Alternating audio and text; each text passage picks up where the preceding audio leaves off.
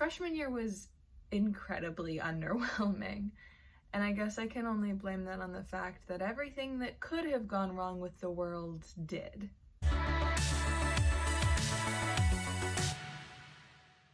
Hello everybody, my name is Tulla, and I'm about to enter my sophomore year at Stanford. In my past few videos, I asked you guys to leave me comments about my life at Stanford over the past year, taking online classes and being on campus for a little bit, extracurriculars, really anything you guys could think of. So today I'm sitting down to answer as many of y'all's questions as possible. Obviously, I haven't had the full freshman year experience because of how crazy everything in the world has been over the past year and a half. But I did still get to go to campus a little bit earlier this year, and I stayed there for a few months. So I do have a little bit of the college experience I can share with y'all, as well as just what taking online college classes was like, meeting friends, the transition, extracurriculars, a bunch of stuff like that. So yeah, let's get started. By far, the question I was asked most often was, what is your major? So Stanford students don't declare their major until the end of their sophomore year, so I'm coming up on the year where I declare my major. I can choose to declare early, and if I did declare right now, I think I would choose human biology. Entering my sophomore year is when I start the human biology core classes. So these upcoming quarters, I'm going to be taking all of those. One of the reasons that I'm thinking about majoring in human biology right now is because I want to be on a pre-med track. I think that a career in the medical field might be something that I pursue after college and maybe med school, and so that is something that I'm definitely looking into right now, and getting a major in human biology would really help me with that and keep me on that track. I'm also considering a data science minor. Again, I haven't declared or anything like that yet, but I'm really thinking about doing that. I've been taking math classes, calculus, linear algebra, statistics, things like that, and I've been really enjoying them, and so I think a data science minor would go along with that, as well as literally everyone at Stanford takes computer science, and that would get me intro level computer science classes as well, and I kind of feel obligated to take them. Who knows? I was also asked what classes I had taken so far at Stanford and what my favorite class was. So far I have been through 3 quarters of instruction, and I'm in my 4th summer quarter right now.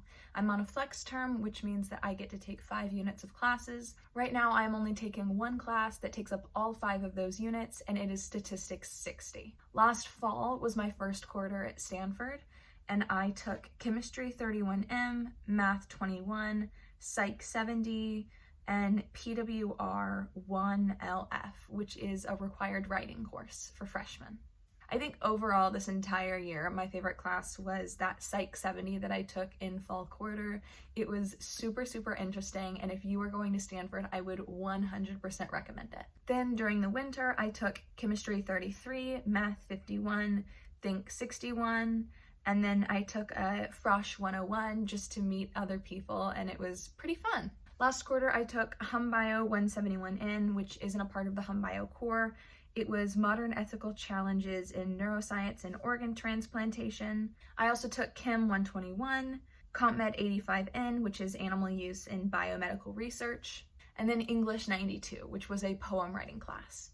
And those are all of the classes that I took in my first year at Stanford. So another question that I was asked a ton, especially after posting my move-in videos, was why don't you have a roommate and how did you get a single dorm this year? Because of COVID, basically everyone on campus this year had a single, or at the very least had their own separate room. So I actually got assigned a single room in Robley Hall, but say I had been assigned even a double or a quad, I would have very likely been the only one living in that room anyway.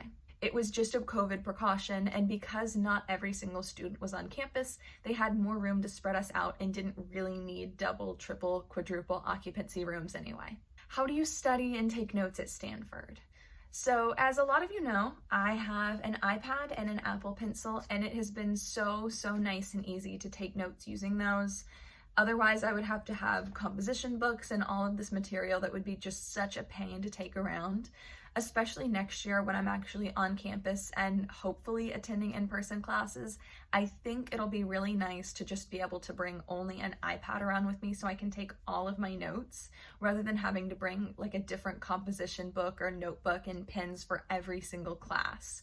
just knowing that all I need to study are textbooks, an iPad, and a computer is so, so nice. And I would definitely recommend if that's something that you're thinking about or that you can do. Also, I know that buying an iPad and an Apple Pencil just for school is definitely not an option for everyone, which is why it's super awesome that Stanford has a program that lets students rent out an iPad and an Apple Pencil for the year. I know a few friends that did it this past year and they had a really, really good experience with it. They said it was super helpful to let them take notes. If you are going to Stanford this upcoming year and do not want to or cannot buy an iPad for literally any reason, it is such a great program, and I believe it's free or very, very low cost. Definitely lower than buying an iPad and an Apple Pencil of your own.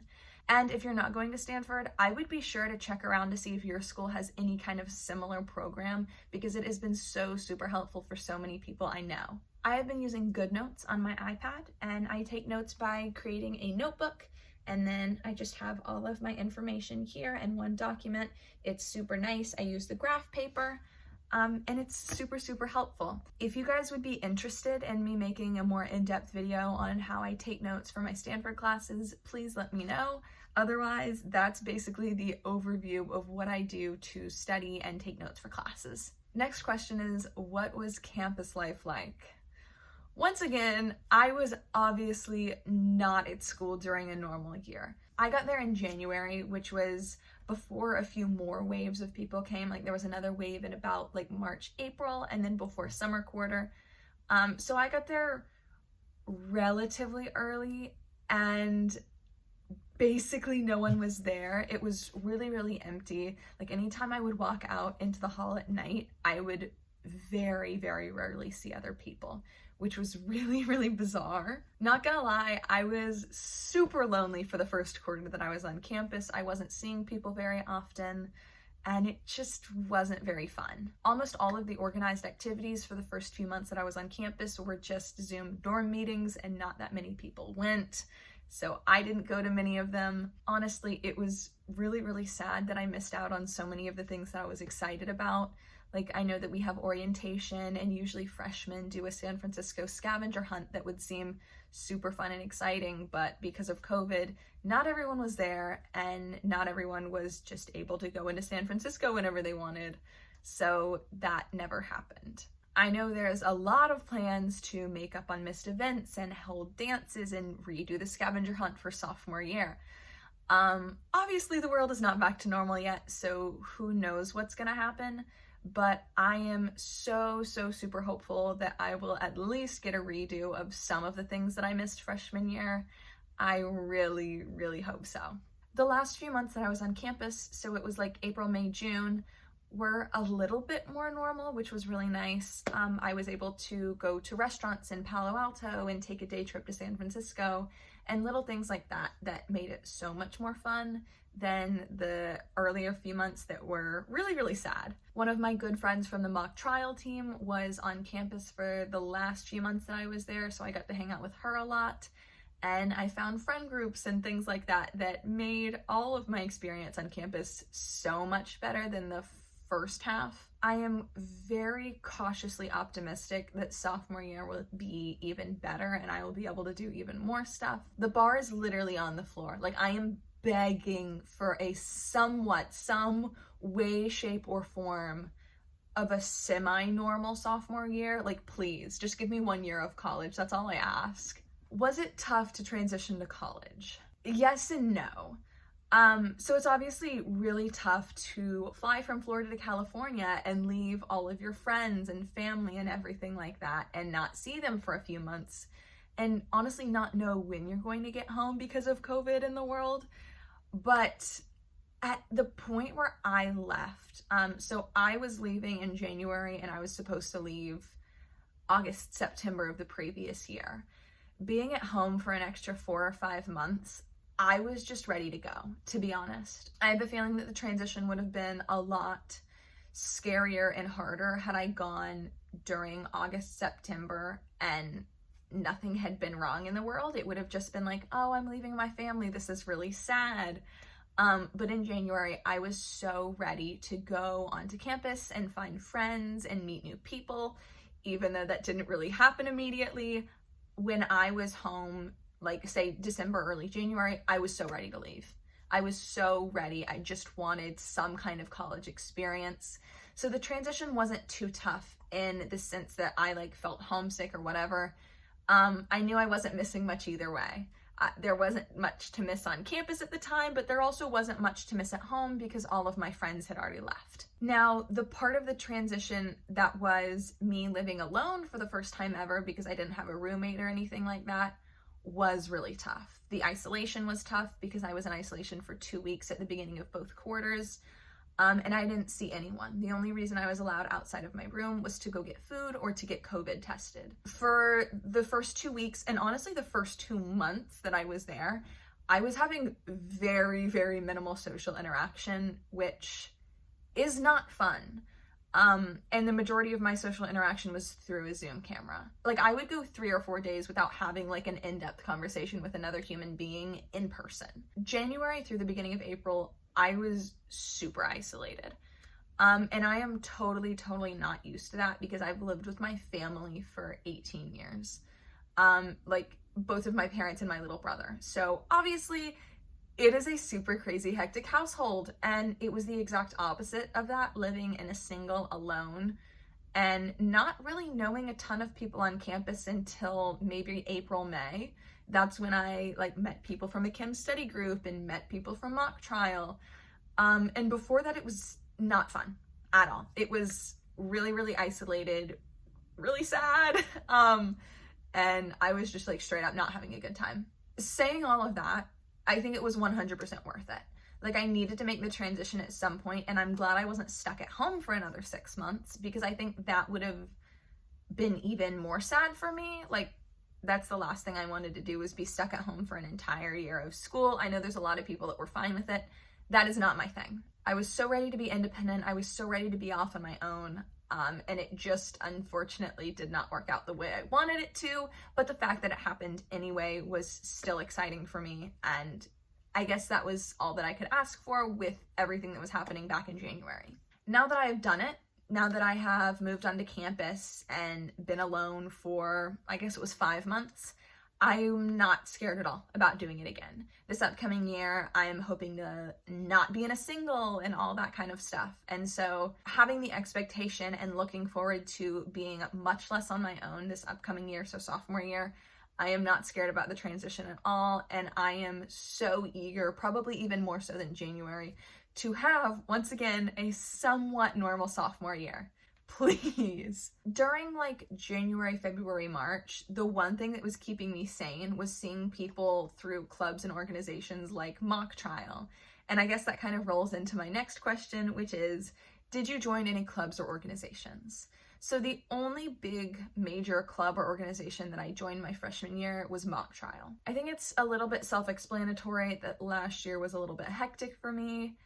As well as if you've seen my first week of college video, you know that during the first week of school, I was hit by a hurricane, which is one of the reasons why I had to move to campus in the middle of the school year. It was really crazy, really hectic, and I didn't want to completely overload myself by joining all of these clubs and organizations my first quarter and then not being able to keep up with them.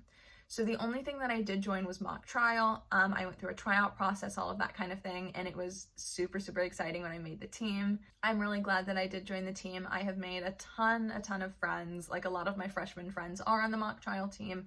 I talk to them really often. We have game nights, all of that kind of stuff, and it's a really super great group of people. Even though I didn't join a bunch of organizations last year, it's definitely not out of the picture for next year. I know we have groups dedicated to women that want to enter the medical field, and that would definitely be something that I'm interested in, even though I didn't do it this year.